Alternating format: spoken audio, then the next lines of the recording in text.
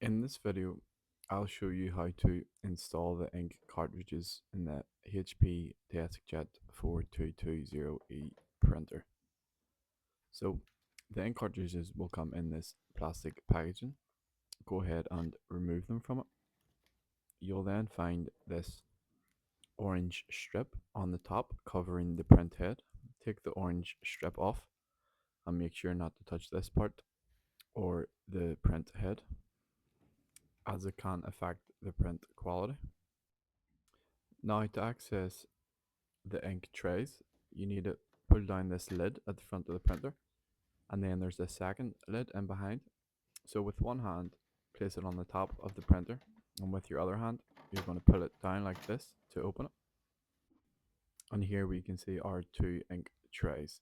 So if you look at this picture, it tells you that the color ink goes on the left and the black goes on the right.